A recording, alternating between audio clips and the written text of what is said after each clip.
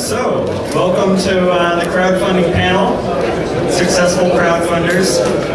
Around me, I'm Kyle Alsbach. I'm the Startups and Venture Capital Editor at the Boston Business Journal, and have a daily email newsletter that you guys should sign up for if you're interested. That's my plug for myself. You go to bostonbusinessjournal.com/startups. So I'm just going to introduce the panelists. Aman Advani is a co-founder of Ministry of Supply, which makes men's dress shirts, one of which he's wearing, I assume. And they make men's dress shirts that adapt to the body and don't get sweaty, which has obvious advantages in situations like this especially. The company holds the Kickstarter fashion record with $429,000 raised in July on a goal of $30,000. Aman is studying for an MBA at MIT and formerly was a consultant with Deloitte. To my left is Andrew Kitzenberg, founder of Memory on Hand, which makes a wristband that you all have now, which doubles as a flash drive. The company raised $13,700 on Kickstarter in March on a goal of $10,000. Andrew launched Memory on Hand in 2010 and is about to call it grad. And then on my far left is Ben Gould. He's the president of Lifecycle, which makes bracelets out of waste bicycle chains. All right, this is a very easy, opportunity to describe companies. I don't have to actually really say all that much. It's awesome. Just raise our wrists. Yeah. Our chest. The company Lifecycle raised $11,500 on Kickstarter in February on a goal of $10,000.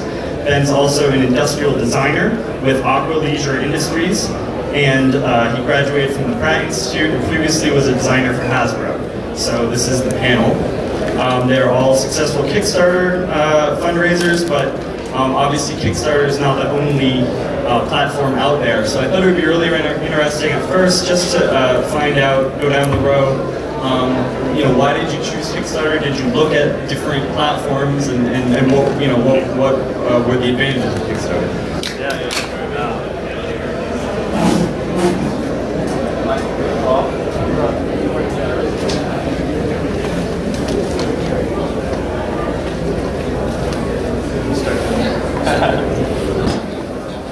Sure, I can answer that question. It was just choosing Kickstarter. Yeah, did you look at other platforms and what made you go with Kickstarter? I did not look at other platforms, and since I did mine, which started back in February and ended in March, there's been a blossoming of maybe half a dozen other crowdfunding platforms. So had I started right now, I would certainly be searching around much more. But Kickstarter struck me as kind of the forerunner at the time. I don't know if it necessarily still is, but that was reason enough for me to use Kickstarter. Yeah, same for me with Kickstarter at the time, and currently is still the biggest platform out there in terms of users and exposure. But also on the product side, we did look at a few other alternatives, but for a product and a kind of a product launch, Kickstarter was the best fit for us, best fit for a product in general. So that was kind of our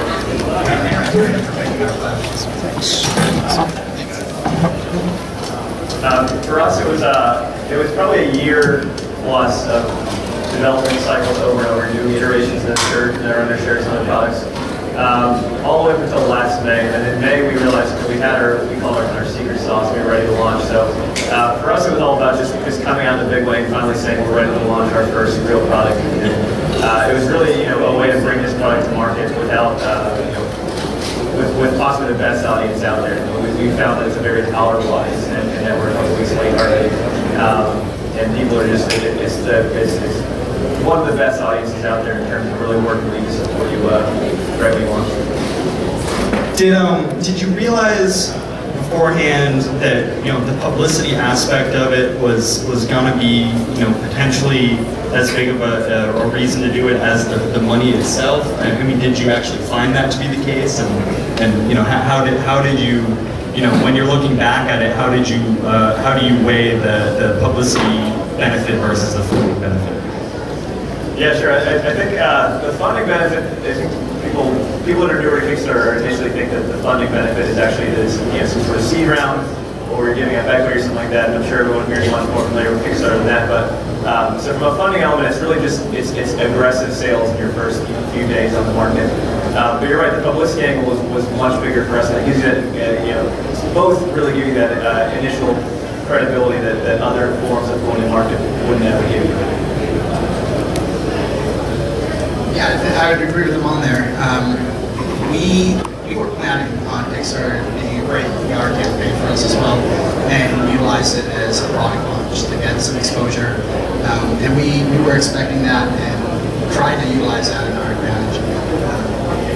We found out halfway through that it wasn't as big of a PR play as we had expected, but we got a lot out of it in terms of product exposure and bringing the product to new markets and ultimately to different buyers and customers. In my case, the lifecycle bracelet is such an unusual product. There's really no precedence already in place for something that's made from entirely reclaimed materials and has transcended from junk to high fashion or jewelry. So to me, that concept was always really exciting, and having a chance to put it out there was, the goal was not only to raise money, but as a caveat to raising the money, that again sort of proved and gave legitimacy to the idea. And since then, it's again given me a place to direct people and say, here's proof. People are really into this, and I can direct people to that successful page, and that has proven time and again to be really useful. And having yourself launched and exposed for the first time on the web, especially with video and press and write-up and all that preparation, it's an opportunity for other editorials to kind of pick up on. I was published in Wired, I was published in the Boston Globe, and a dozen different kinds of green design magazines and websites. So it was very exciting. It was beyond my expectations. I think one other thing to add too, just on that note, is that the difference between publicity and funding for us is really about business motivation. So for funding or for pre-sales, it's about really pushing a revenue driver, which isn't what we're looking at.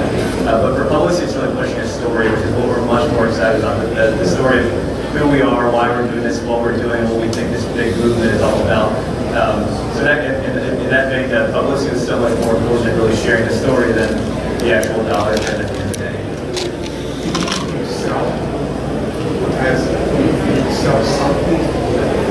Yeah, one of the first things we learned is that yes, did anyone sell? And actually, I was going to ask that. How did you decide what the rewards were for? And I mean, obviously you had your product, but how did you decide what was going to be worth what?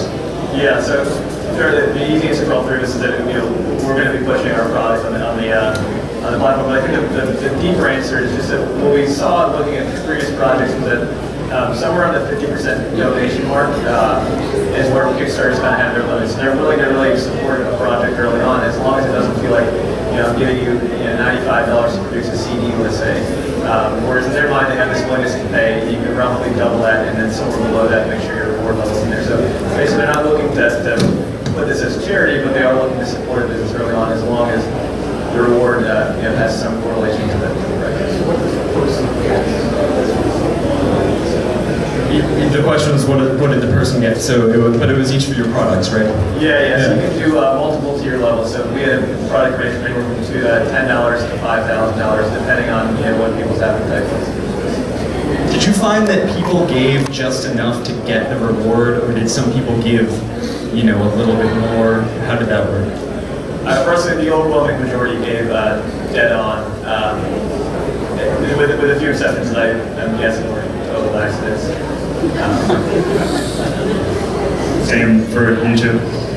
No, not really. I actually had a few backers that wanted the lowest end bracelet. I do a variety of different bracelets based on the different finish that's put on them. The low end being powder coated and the high end being 10 karat gold plated. And someone requested the lowest end bracelet, but then donated $1,000. So of course I contacted that person and I know why, and they just really wanted to support the project.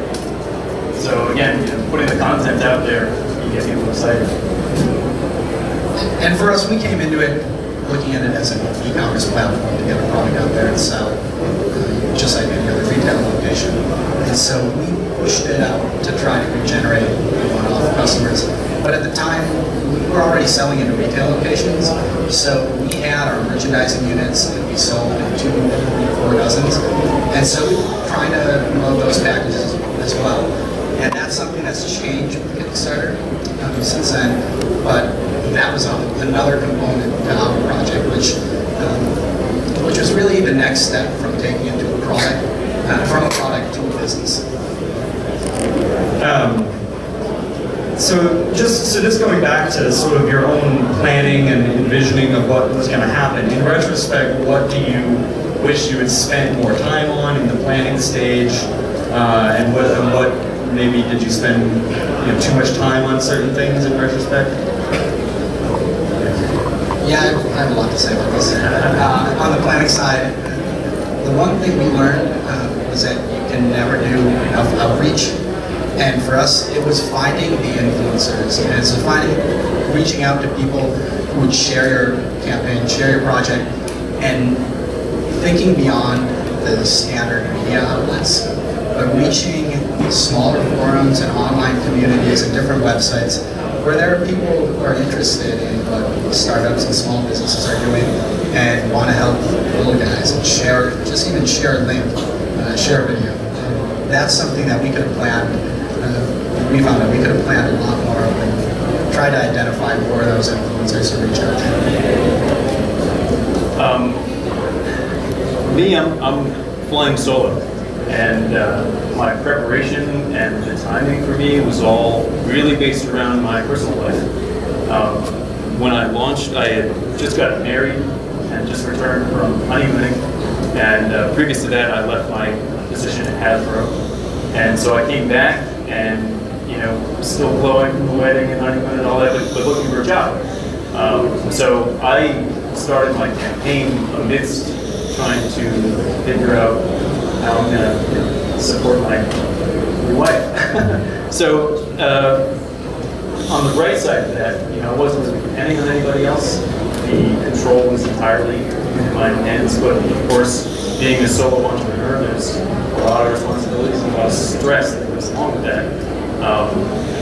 So I think in retrospect, it was not so personal. I'm certain there are more things I will prepare. I've since successfully kicked off a second Kickstarter campaign for a friend, but I organized everything for him and I was fully employed at the time. I think for us it was just understanding what the actual workload was going to be.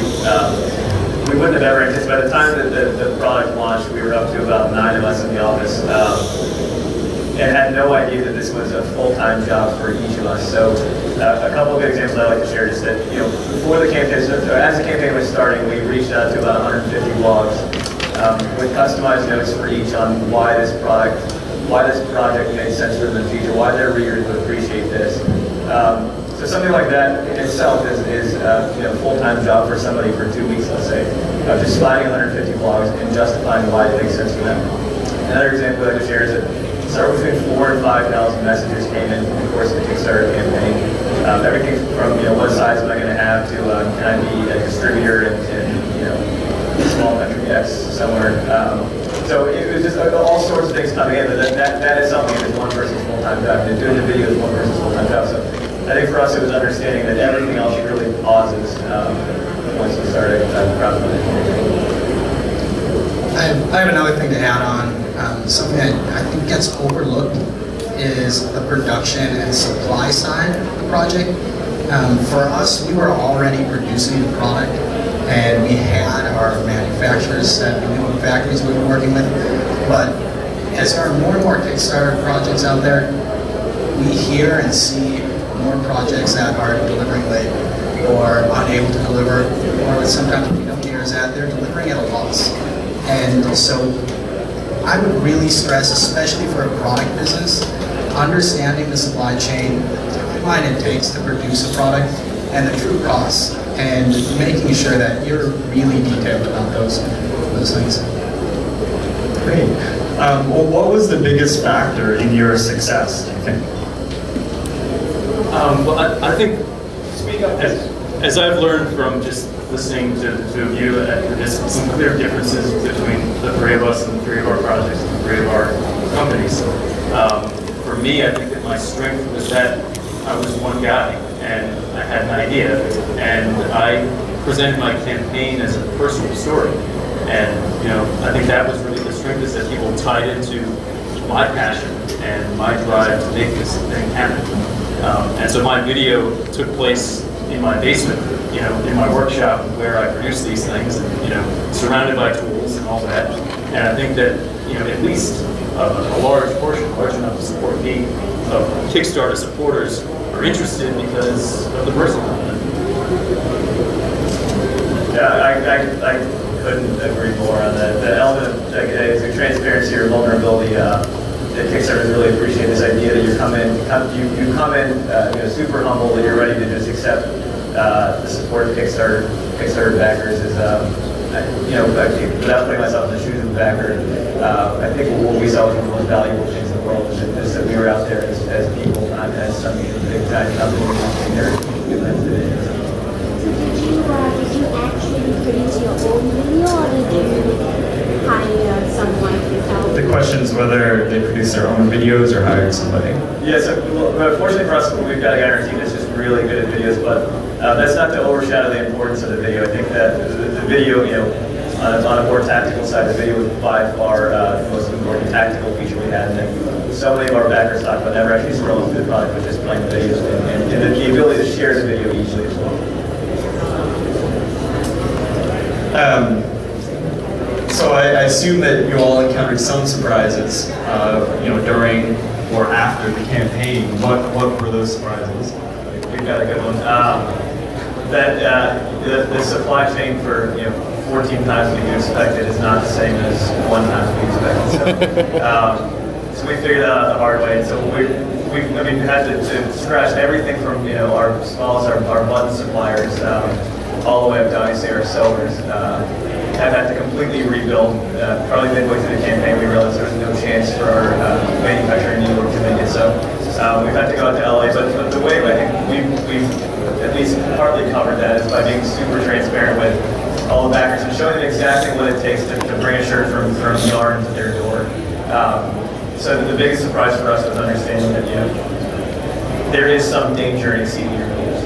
Did you have any idea that you could exceed your goal by that much, or just any idea that the idea that you had was as big as it was, or would resonate with the way it did? Do you have any inkling on that? No. Absolutely no. I mean, we were all just crossing our fingers and thinking if the campaign gets to 29,500, is it unethical for us to throw an extra 500 in the But realistically, we thought it was going to come down to the last minute, and we're just so pleasantly and happily surprised, and sometimes overwhelmed by how well it appreciated. We had a big surprise, and that was the time commitment it was to keep up with the campaign, with the incoming inquiries and the outreach. Really stressing the outreach. A good example is in our campaign, we were successfully funded early on in about the first 13 days. And after that, we had a trade show and we weren't able to continue the outreach, reach out to media, and we saw our campaign just plateau. And it was all a factor of time. We were a two-man team, didn't have the time to reach out, and so that really caught us off guard. And I guess that goes back to planning as well. But it is a huge time commitment to take on one of these campaigns. As an industrial designer, whenever you enter a research and development process, you're always trying to anticipate surprises and then adapt as you go along. I launched the campaign when I already knew that I could create this object and recreate it, but creating it in volume and then going out there and sourcing this waste material, and then also learning how to do it efficiently mechanize the process, build the tools that I need. Each of those steps was a surprise. And each of them have their own challenges. You know, I'm manufacturing every piece in-house by hand with the aid of just the machines that I can build myself. Great. You know, I'd love to just also hear, you know, did you go into this thinking that you were gonna have to, it was gonna be a full-time job during the course of the campaign? I mean, did it end up being that way? And, you know, did you find you had to spend more time on the campaign after it started than you'd expected? I think we anticipated that the actual 33 days that we ran the campaign would be a full-time job. I think what we didn't expect was that, you know, the 90 days after that as well, so would be a full-time job. So when school no longer became an option, it was just, it had to really focus on just making sure we deliver on these things. Yes. Very much a full-time job. And what were some of the, you know, we mentioned publicity, you know, seeking and responding to emails. Were there other things that, you know, maybe you hadn't expected that came along? I was expecting the bike culture to be more responsive to my product, but in the end, I think bicyclists can't help but see what I'm producing as trash. They can't help but look at it and see its roots.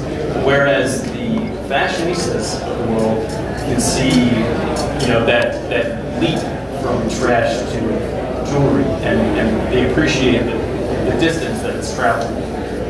So it was interesting to me to find out who was attracted to the product and who just didn't care for it.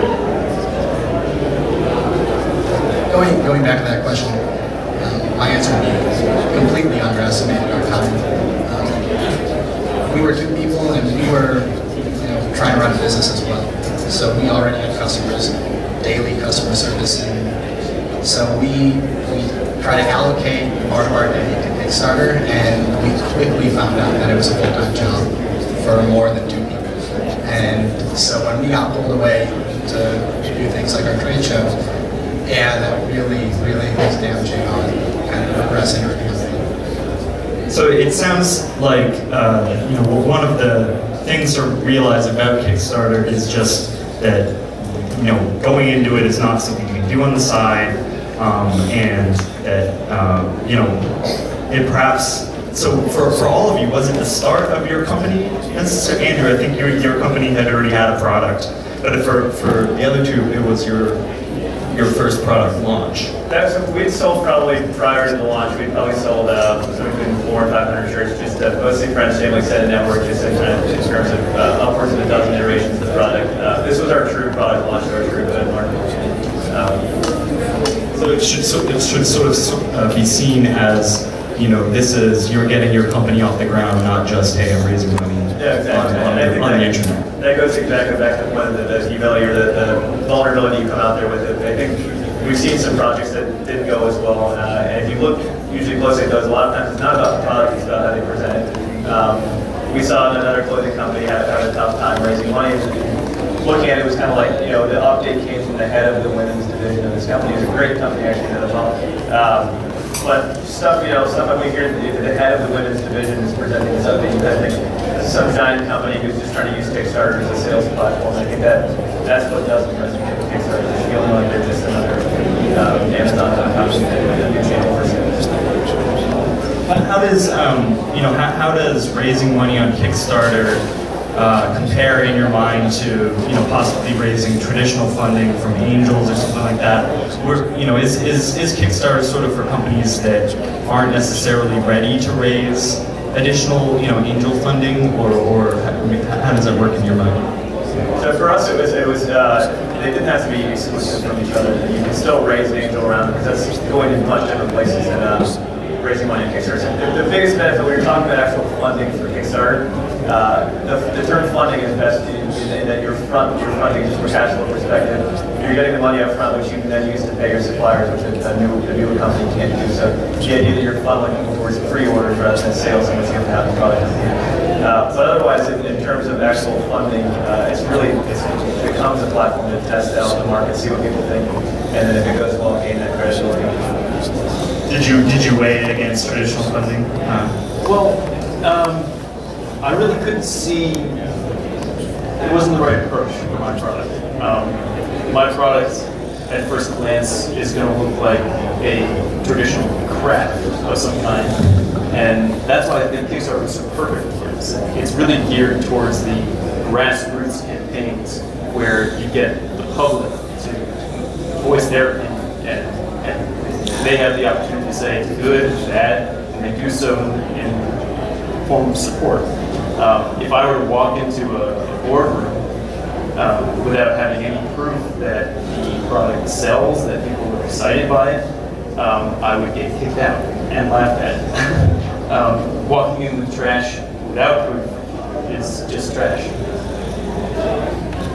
What were your thoughts? I think my take on it is that, especially for a product business, it's very difficult, and there are very few products out there where you can go to an investor and just say off the bat that you're going to have 50,000 units, 100,000 units that you can sell in a year. And what Kickstarter does is it validates that product, whether it's selling a few hundred or tens of thousands of units. It validates it to a certain level and allows the entrepreneur to move on with the business and determine what the right decisions are in future investment. So in terms of the next step for you guys, would crowdfunding with some equity involved, with debt involved, be something you would consider once it's legal next year? Is that a possibility? For us, probably not, just because we're seeking our seed round right now, probably hopefully closing in January. So for us, I think just from a timing perspective, it wouldn't be something. I think one other danger of having a lot of stakeholders in a small business is you have a lot of voices changing the direction of the company. So I don't know if anyone's familiar with Bonobos. They're a paint company that started in Stanford in 2007. And I think it's fairly public. Their initial seed round of roughly less than $1 million was comprised of a lot of investors, anywhere from the $10,000 to $100,000 range. And we've talked to them a lot about how, the ramifications of that. What happens if you have all those voices in your ear? So my fear would be to make sure that if that ever becomes the case, that folks are able to balance a lot of different voices, but capitalism. Right now, Lifecycle is selling through online retail sites. I'm on uncommongoods.com, which has been a great supporter. They buy a few hundred units at a time. But I am seeking that really high-end luxury distribution. I have a meeting in 9 days with the jewelry buyers at Nordstrom. So that's next. I think for us, we see that there's a great combination of crowdfunding and conventional financing, whether that's debt financing or investment. And I would highly recommend for any company that's going out with a product to look at all those options and really try to stage it out. Crowdfunding is a great way to get started, great way to validate a product. And then as you grow and you generate customers and accounts, looking at the next stage, if that's debt financing, a lot of great people to work with out there, and those are usually the next step in financing that kind of growing business, because with crowdfunding, you're usually trying to keep the equity in your business, and finding alternatives like debt financing is a great way to do that. And as you continue to grow, and if it's asset, look at the alternatives of angel fund. For the folks here that are sort of more interested in the tech opportunities and crowdfunding, are there lessons that you learned that you feel like would potentially would also apply to a tech company, some sort of website or new service that would go on Kickstarter? Obviously not the supply chain lessons, but what advice would you have for them? I think for us it would be the same. Just understanding the ramifications of scaling quickly and being prepared for what that looks like. So For us as a product company, it's the same as somebody like, let's say Pebble who's consumer products needs technology, or somebody who's a pure technology play. The idea of being able to scale quickly and be prepared for the upside or the downside, whatever comes with it. I'd say understand the ramifications of scale.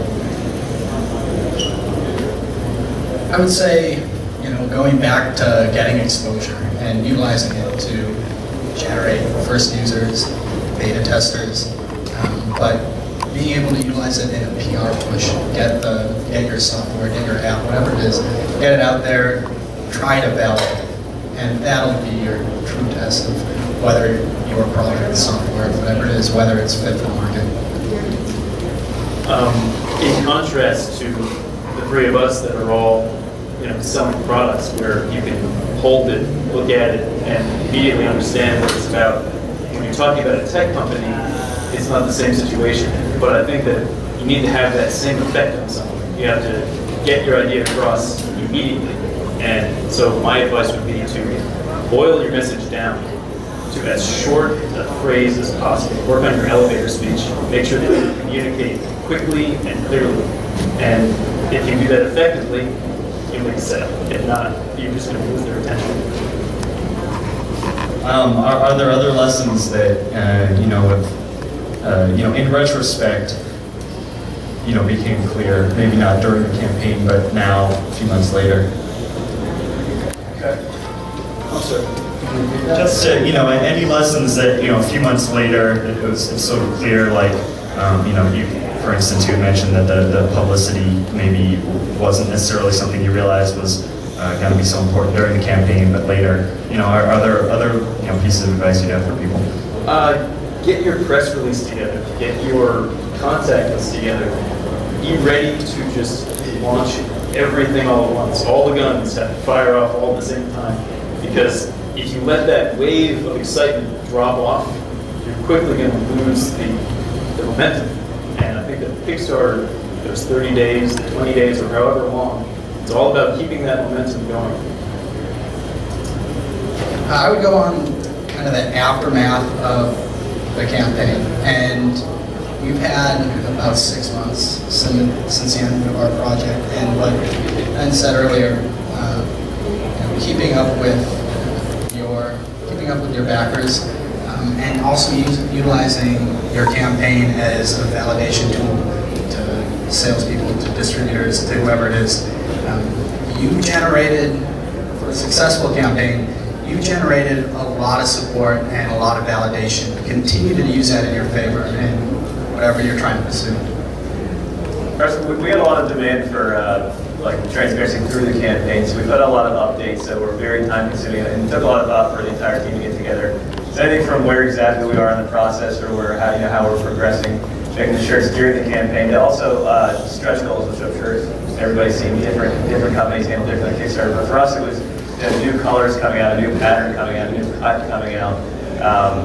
I think our last one was sending all the backers' names to the moon, or into space. Still have to get on that one, but we'll do that for sure. But just I guess preparing yourself for the activity during the campaign, which means get all your guns ready to go on day one, but then get ready to keep that momentum up by finding new avenues during the campaign, putting out compelling updates and compelling stretch goals to keep the attention of people that are checking it out once or twice or 3 times. And it would be great to hear just where you're at with your company right now. Whether have you fulfilled all of your requirements from the campaign? Yeah, so we are running late on our premier product, which is the Apollo shirt, which is what our project was meant to send. We probably shipped out about 15% of the orders of everything, and as soon as things come in, we ship them right back out. But fortunately for us, like I said, I think the Kickstarter community is so incredibly tolerant and understands that not meeting the goal is not necessarily a lack of capability, but in our case, it's a scale factor we didn't anticipate. But really being transparent with them has been incredible. The amount of positive sentiment we've gotten back from sharing our supply chain looks like, exactly who our suppliers are and where along the process the shirts are, has really quieted any negatives. We always, The question was, do they have the opportunity to cancel? Yeah, no, absolutely. one thing we always say is if anyone that does come up with a negative comment any time, so we by no means want to hold anyone's money or anything like that. So we've had probably 2,800 backers. We probably refunded about 10 to 15, and comfortably do so just because we don't. Our intention is not to hold this money. One thing I know is it is, I guess, against Kickstarter's policies. We do it through PayPal. So they're not set up as an e-commerce site. They're not meant to be. So the idea of a refund or any kind of like product guarantees are off Kickstarter.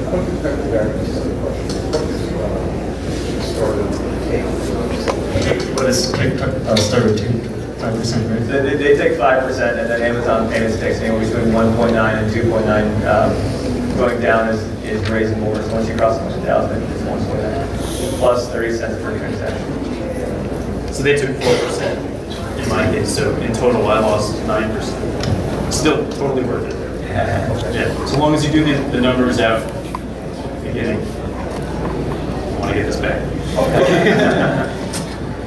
And Andrew, is a memory on hand totally fulfilled with its obligation? Yep, we totally fulfilled our obligation, and that was, like I said earlier, because we already had our supply chain set up, had our factories in place.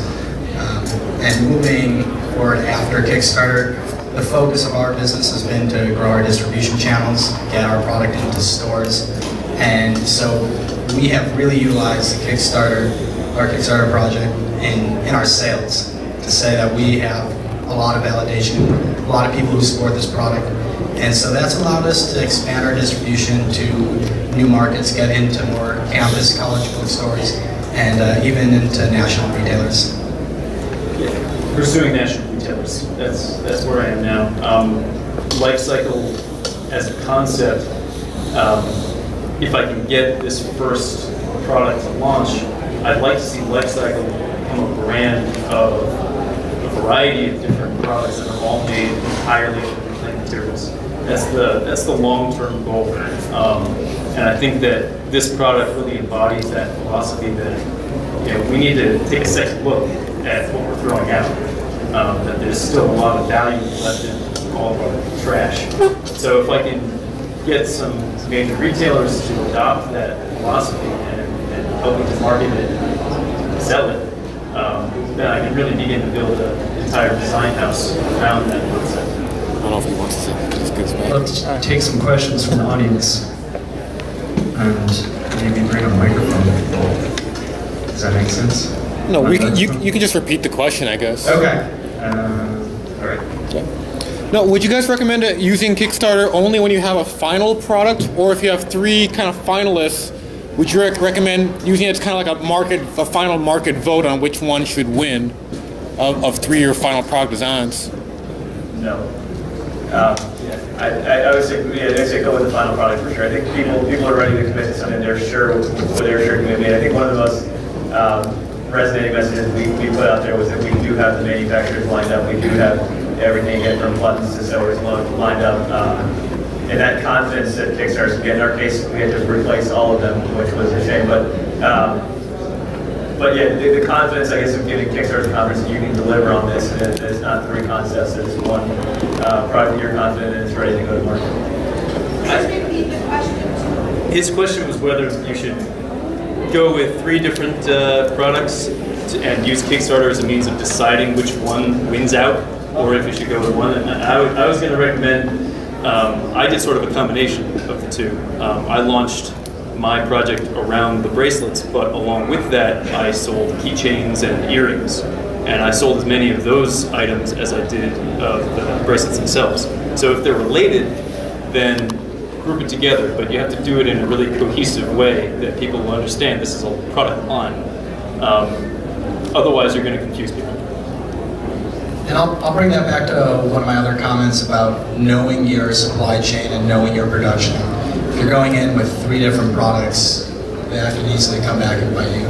So definitely come in with knowing what product you want and then knowing everything that goes into the production.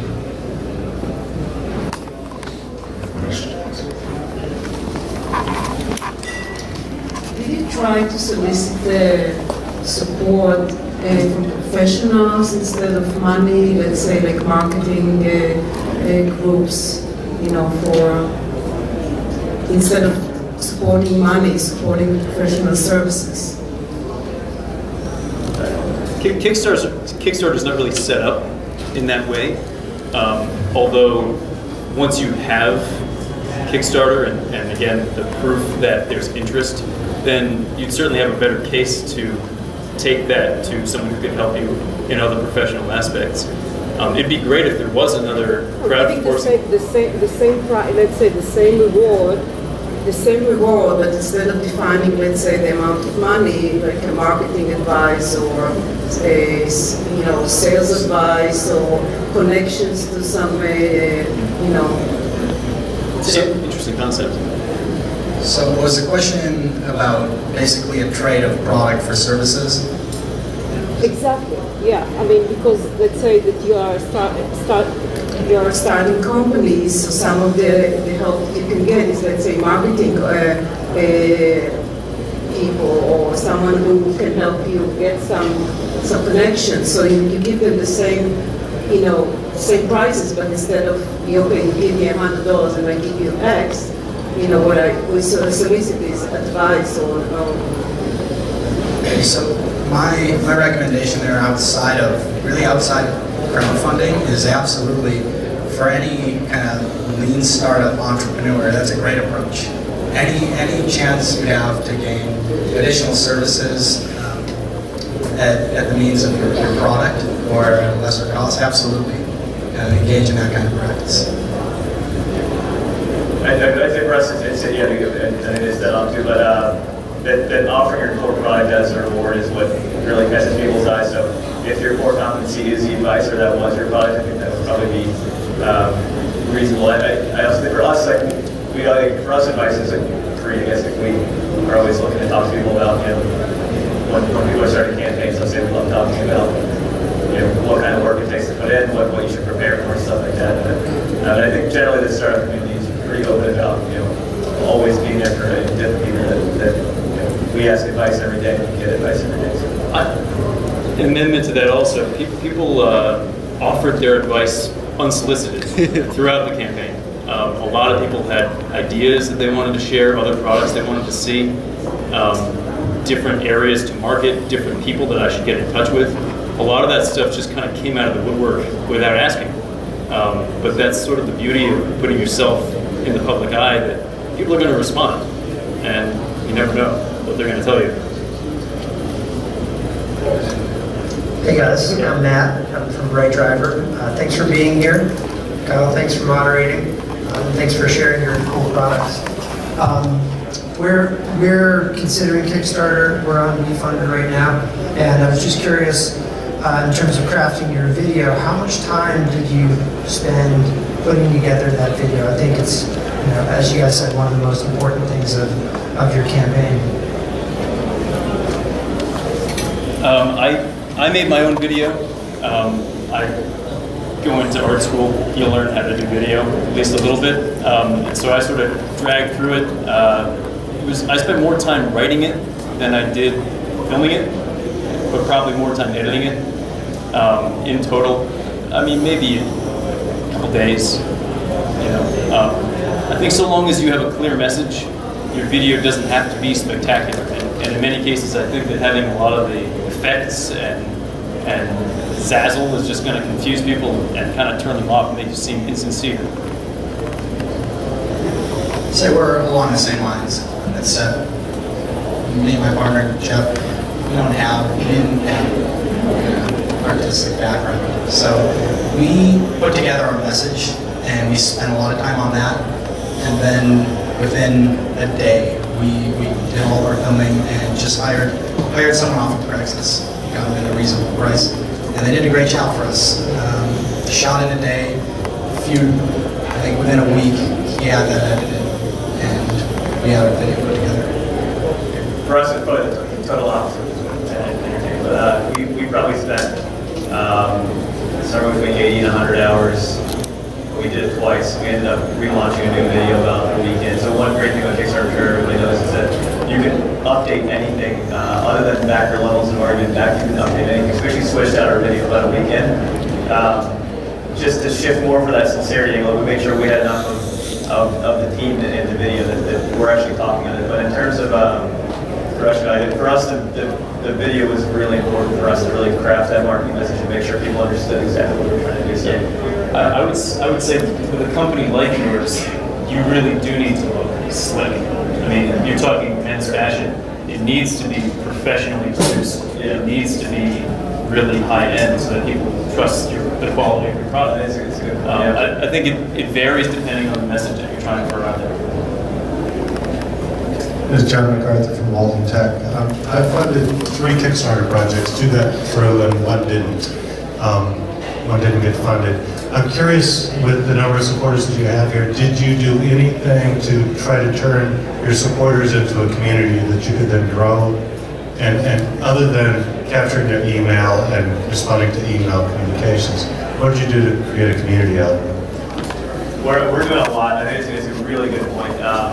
One of the questions we put on the survey was, do you want to be part, like, do you want to join the Ministry Supply community? And 96% of people said yes.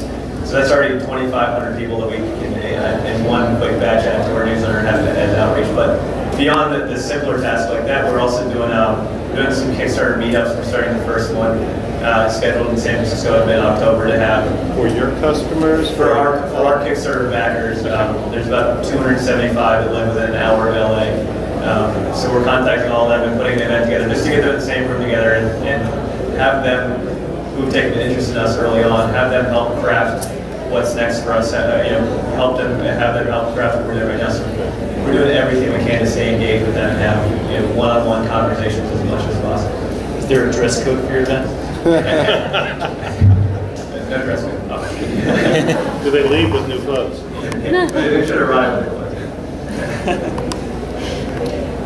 For us, we're in a little different position. We had 192 backers, so not as big of a community there.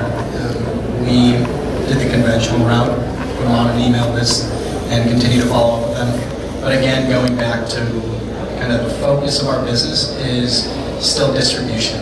And so for us, the majority of our time, we're still a 2-person team right now.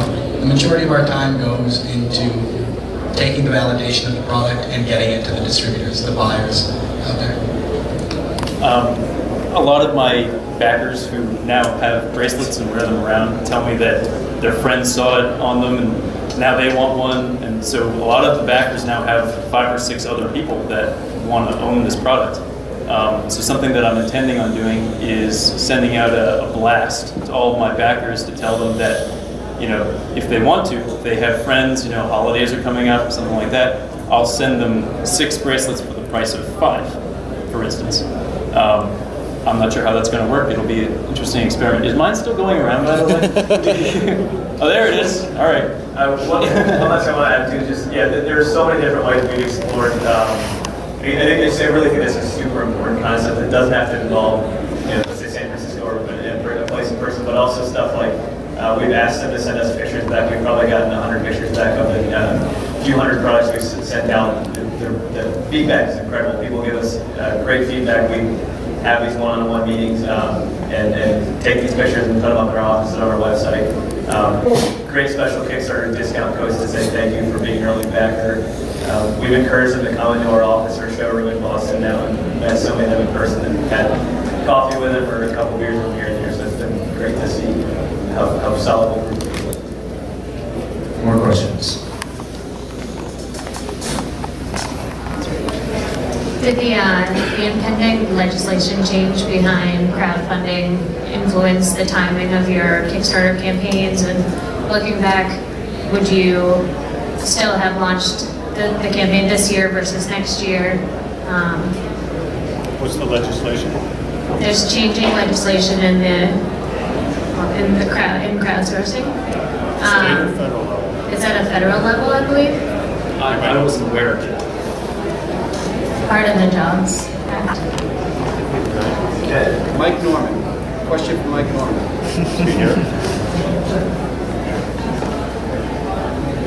For us, no. We had no idea. In fact, I didn't know this was been told like a week ago. We had no idea that was coming. I think, in fact, it wouldn't have, though, even if we had known. For us, it was that by the beginning of May, let's say, we had really hit what we were calling our goal. We had found the product that was right for us, and the right blend, and the right construction. So we were ready to go, and we certainly wouldn't have been convinced to wait around that. Yeah, I'd say the same for us. We had our product that we were ready to move forward with, and that was the deciding factor. We just wanted to get going as quick as possible. Likewise. More questions? I'll ask another question, sure.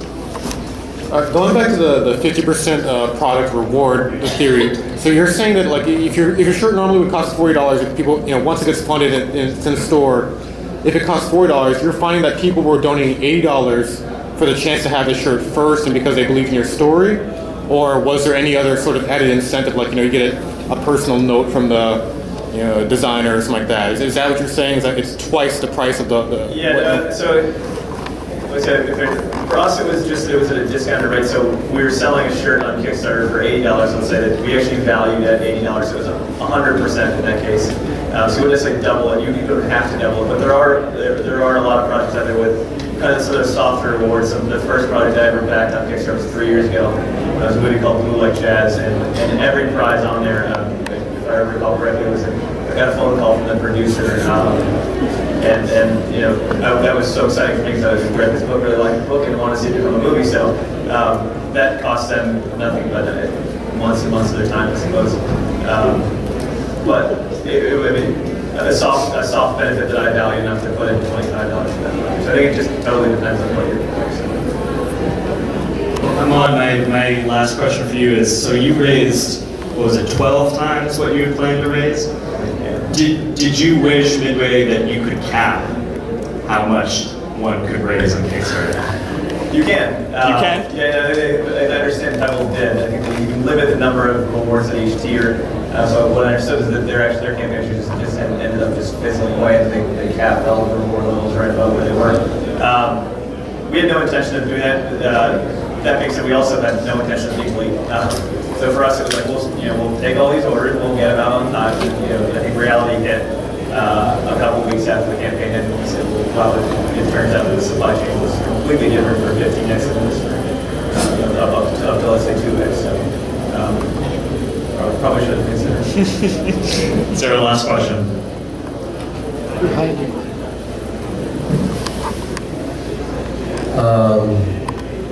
So I have a product or a service that helps people learn Chinese characters quicker and easier and search them better than camera OCR and handwriting it. And I applied to Kickstarter and they didn't accept me. Is that because it's the software and not an actual tangible product, or did I just not market myself? Because I have a patent on it and I have a free iPhone app. What I saw, I read every detail of Kickstarter rules and suggestions before I got started, and one of the pieces that I saw that may be the reason they shut you down is that they want a definable start and end to your project. It has to be a contained project. It's not about launching a business, although that's often the result of a successful campaign. So maybe you weren't clear in the way that you wrote it as a beginning and end. Is it possible to work with you and sure maybe work it well? Talk is free. All right, thank you. What was that? When did you apply? I applied a few months ago. It's Sunrise Method.